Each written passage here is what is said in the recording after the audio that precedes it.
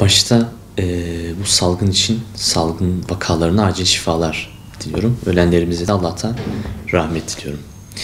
Şimdi tabii insanlar normalde dışarı çıkmazlar. Ama böyle bir zorunluluk olduğunda insanın böyle dışarı çıkası geliyor. İster istemez böyle evde kalmayayım, dışarı çıkayım. Böyle bir özgürlük kısıtlaması olarak algılıyorlar. Bu bir özgürlük kısıtlaması değildir, tedbirdir. Başta insanlarımızın sağlığı için. Evde psikolojimiz bozuluyor gibi yorumlar alıyoruz bizlerde. Psikoloji öyle kolay bozulacak bir şey değildir. Öyle bir hafta, 2 hafta ya da 3 hafta evde kalınca hemen psikolojim bozulmaz ama ufak tefek bunalımlar artık insana gelebilir. Bu da zaten insanlık halidir.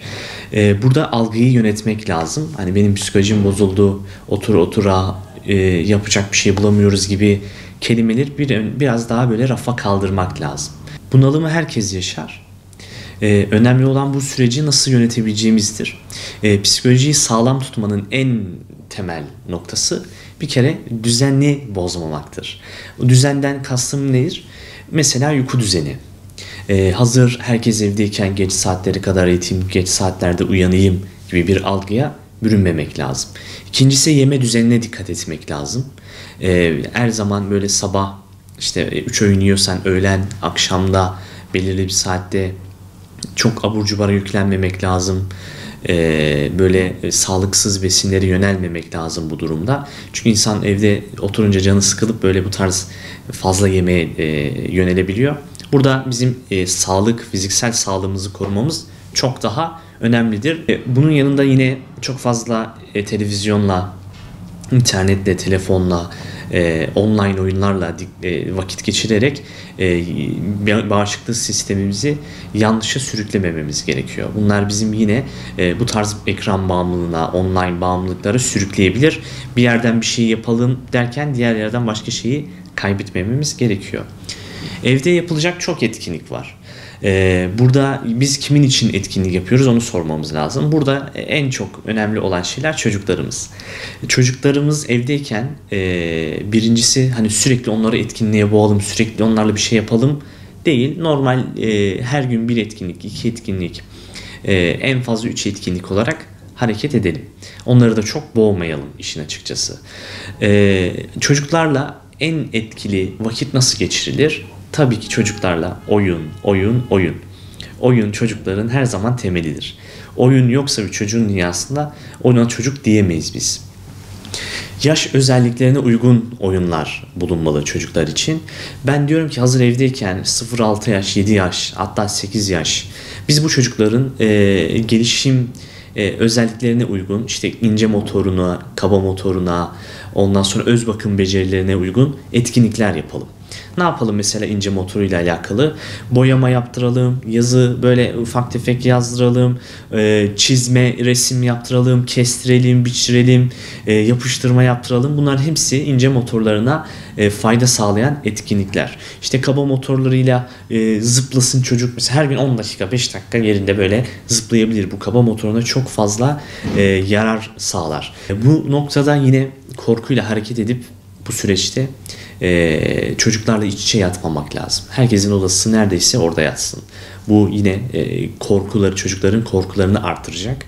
Aynı zamanda sizin de panikliğinizi artıracak hareketlerden bir tanesidir. Rutin hayatımıza devam etmemiz gerekiyor. O aynı kendi odasında, siz yine kendi odanızda yatmanız faydalı olacaktır. Bu süreç içerisinde yine tuvalet eğitimi çocuklar için verilebilir. Çok güzel bir fırsattır. Temizlik yine öğretilebilir.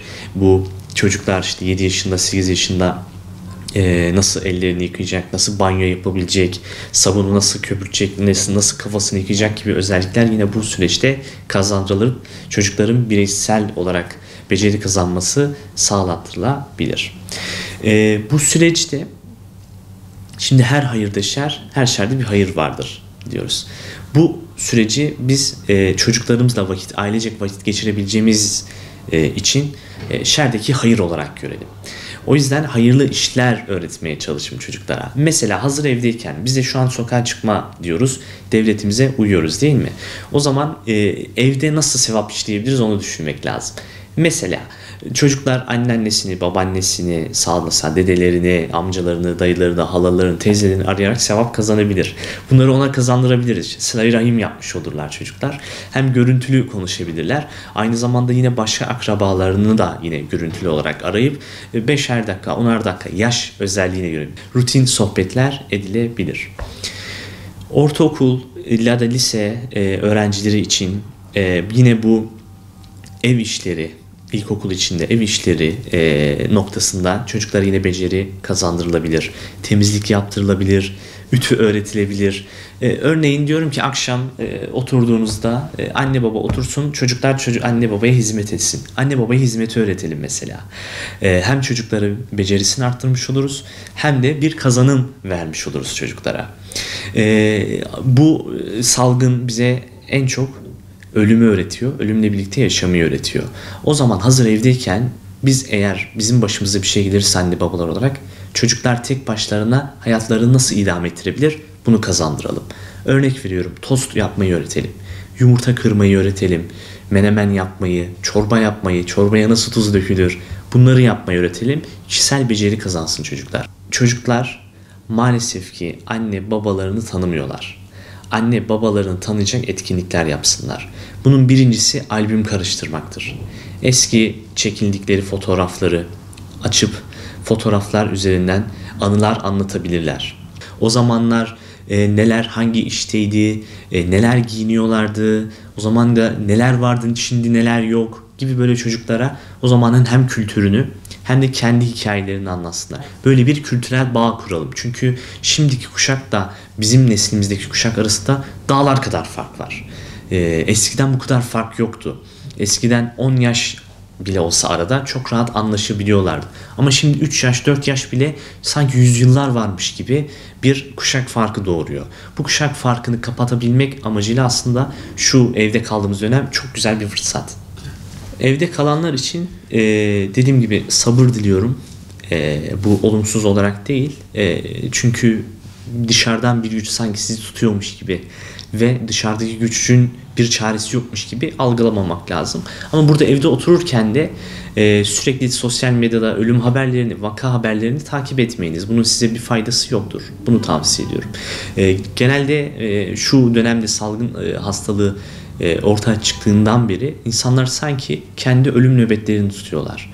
Kendi ailesinin, kendi çocuklarının ölüm nöbetlerini tutar vaziyete geçmişler. Sanki yarın ölecekmiş gibi, bir hafta sonra ölecekmiş gibi, 2 hafta sonra kesin birinin çevresinden, akrabasından başına bir şey gelecekmiş gibi hareket ediyorlar. Bunun kimseye bir faydası yoktur. Hazır evdeyken yarın ölecekmiş gibi hareket edilebilir. Neler? Çocuklarla birlikte ibadete önem verilebilir. Toplu cemaatle, evde cemaatle namaz kılınmak için çok büyük bir nimet. Çocuklar bilmiyorsa eğer ya da eşler bilmiyorsa Kur'an öğrenmek için çok güzel bir fırsat. Akşam hadis, biz mesela çocuklarda en çok eksikliğini çektiğimiz durum. Model alacak birini bulamıyor çocuklar. Anne baba zaten sürekli kendini eleştiriyor.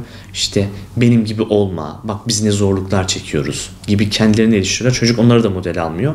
Otomatikman bir model açlığı doğuyor. Bu sefer hiç bizim kültürümüzle alakası olmayan kişilere gidip model almaya başlıyorlar. Hazır evdeyken sahabi hayatları, Peygamber Efendimizin hayatı, yaşadıkları bol bol anlatılıp bir model örneği oluşturulabilir. Bu da yine hem evdeki iletişimi hem de eşler arasındaki iletişimi güçlendirecektir. Eğer uyarılara uymayıp dışarı çıkanlar gençlerse şu bir kere çok yanlış bir düşünce. Ben gencim, bana bir şey olmaz. Ölümün ne genci, ne hastası, ne yaşlısı yok. Ölüm kapında. Öyle bir dünya yok. Sen ölmeyebilirsin. Senin evet bağışıklık sistemin güçlü olabilir ama bulaştırdığın kişi ne olacak? Sen o zaman katil hükmüne geçiyorsun. Ya da yaşlılarımız mesela çıkıyorlar sürekli dışarı. Bana bir şey olmaz diye. Ama bildiğin intihara geçiyorsun. Şimdi versem eline bir ip, boğazla kendini, öldür desem öldürür müsün? Hayır. Ama dışarı çıkıyorsun. Ve istatistikler ortada. Ölüm vakalarının hepsi yaşlı. O zaman yaşlıları evde tutmak lazım. Gençler için de nasıl ki sen ahlak dışı, katil olmak ahlak dışı bir davranıştır. Sen her sokağa çıktığında katilliğe bir adım atmış oluyorsun.